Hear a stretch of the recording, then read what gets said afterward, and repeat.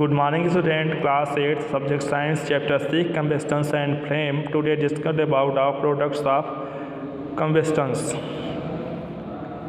Student आज हम study करेंगे दहन के उत्पाद की, ठीक है।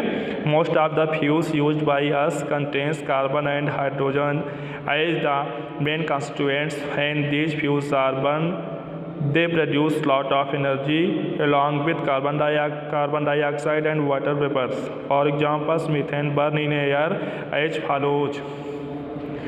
Most of the fuel used by us contain carbon and hydrogen as the main constituents. ठीक है, हमारे द्वारा उपयोग किए जाने वाले अधिकांश ईंधन के मुख्य घटक के रूप में कार्बन और हाइड्रोजन होते हैं। जब इन ईंधनों को जलाया जाता है तो वे कार्बन डाइऑक्साइड और जल वाष्प के साथ साथ बहुत अधिक ऊर्जा उत्पन्न करते हैं। उदाहरण के लिए मीथेन हवा में इस प्रकार जलती है।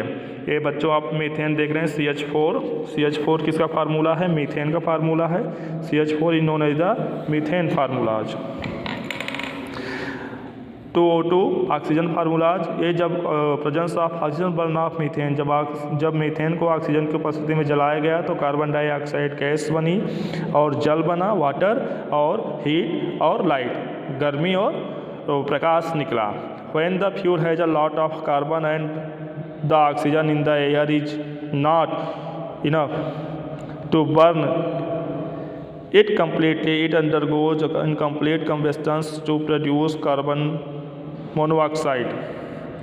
जब ईंधन में बहुत अधिक कार्बन होता है और हवा में ऑक्सीजन इसे पूरी तरह से जलाने के लिए पर्याप्त नहीं होता है तो कार्बन डाइऑक्साइड गैस का उत्पादन करने के लिए यह अधूरा दहन होता है और वो किसको प्रोड्यूस कर देता है?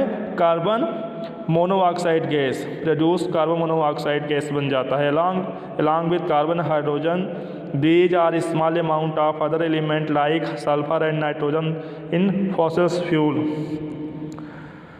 जीवाश्म ईंधन में कार्बन और हाइड्रोजन के साथ साथ सल्फर और नाइट्रोजन जैसे अन्य तत्वों की भी थोड़ी मात्रा होती है। When the fuel is burned, these elements react with oxygen to form harmful gases that causes air pollution. जब ईंधन जल जाने पर ये तत्व ऑक्सीजन के साथ क्रिया करके हानिकारक गैस बनाते हैं, जिससे क्या होता है? वायु प्रदूषण होता है। इफिशियंसी ऑफ फ्यूल्स, ईंधन की दक्षता। Through all substance burn in air, only few are used as fuels. हालांकि सभी पदार्थ हवा में जलते हैं, केवल कुछ ही ईंधन के रूप में उपयोग लिए जाते हैं। A substance is used as a fuel based on its ability to burn and produce a lot of heat. The heat given out by a fuel is measured in a term of calorific value of the fuel. Calorific value is defined as the heat released by burning 1 gram of a fuel completely. The unit of calorific value is kilojoule प्रति ग्राम। For example, calorific value of methane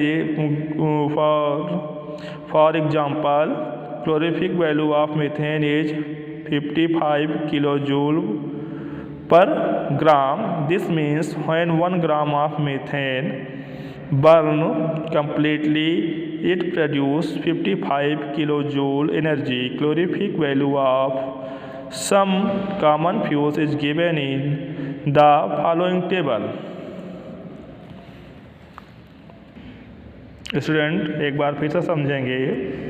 हालांकि सभी पदार्थ हवा में जलते हैं, केवल कुछ ही ईंधन के रूप में उपयोग किए जाते हैं। एक पदार्थ को ईंधन के रूप में उसके जलने और बहुत अधिक गर्मी पैदा करने की दक्षता के आधार पर चुना जाता है। किसी ईंधन द्वारा दी गई ऊष्मा को ईंधन के ऊष्मीय मान के रूप में मापा जाता है। ऊष्मीय मान को 1 ग्राम ईंधन को पूरी तरह से जलाने जलाने से निकलने वाली ऊष्मा के रूप में परिभाषित किया जाता है। ऊष्मीय मान का मात्रक किलो जूल प्रति ग्राम होता है। उदाहरण के लिए मीथेन का ऊष्मीय मान 55 किलो जूल प्रति ग्राम है। इसका मतलब यह है कि जब 1 ग्राम मीथेन पूरी तरह से जलता है, 1 ग्राम मीथेन पूरी तरह से जलता है तो 55 किलो जूल ऊर्जा पैदा करता है। कुछ सामान्य ईंधनों का ऊष्मीय मान निम्न तालिका में दिया गया हुआ है। बच्चों देख रहे हैं, कुछ स्टूडेंट देख रहे हैं, जैसे हाइड्रोजन है, इसका क्लोरीफिक मान कितना होता है 150 होता है, नेचुरल गैस है 55 होता है, एलपीजी है 50 होता है, डीजल का 45 होता है, केरोसिन का 45 किलो जूल प्रति ग्राम होता है। इधर पेट्रोल देखेंगे 45 होता है, कोल होता है 30 to 35 एवरेज में, ओके। वुड का होता है 80 to 22 एवरेज में, और बायोगैस का होता है 45 एवरेज में ही होता है, ठीक जो स्टूडेंट। और काउडंग होता है 10 एवरेज में। Okay student, characteristics of a good fuel. अच्छे ईंधन की पहचान कैसे की जाएगी, अच्छे ईंधन कैसे होते हैं। A good fuel should have the following properties. जो अच्छे ईंधन होते हैं उनसे कुछ क्या होती हैं, प्रॉपर्टीज होती हैं। हाई क्लोरीफिक वैल्यू, उनका जो क्लोरीफिक वैल्यू होता है क्या होता है स्टूडेंट, बहुत ही हाई होता है। लो इग्निशन टेम्परेचर, उनका जो उनका इग्निशन टेम्परेचर होता है बहुत ही क्या होता है, लो होता है। It should leave the minimum reduce, उसमें क्या होता है, बहुत ही मिनिमम रिड्यूस होता है। The should cause the minimum pollution, हो क्या होता है, उसमें प्रदूषण भी बहुत ही कम होता है, ठीक है। It should be easy to transport and store, उसको हम क्या कर सकते हैं, आसानी से उसे ट्रांसपोर्ट कर सकते हैं, उसे स्टोर भी कर सकते हैं, जो अच्छे आपके गुड फ्यूल होते हैं या ईंधन होते हैं। It should be cheap and easy available, वो हमको क्या करते हैं, आसानी से ख़रीदे जा सकते हैं और हमको क्या होते हैं, आसानी से मिल भी सकते हैं। ओके स्टूडेंट, उसके बाद disadvantage of burning fuel. Disadvantage of burning fuel, इसे हम लोग आज स्टूडेंट आप लोग पढ़ लीजिएगा। उसके आगे कहीं किसी कोई समस्या होती है तो आप मेरे व्हाट्सएप नंबर पे मैसेज करके क्वेश्चन कर सकते हैं। Okay, thank you student.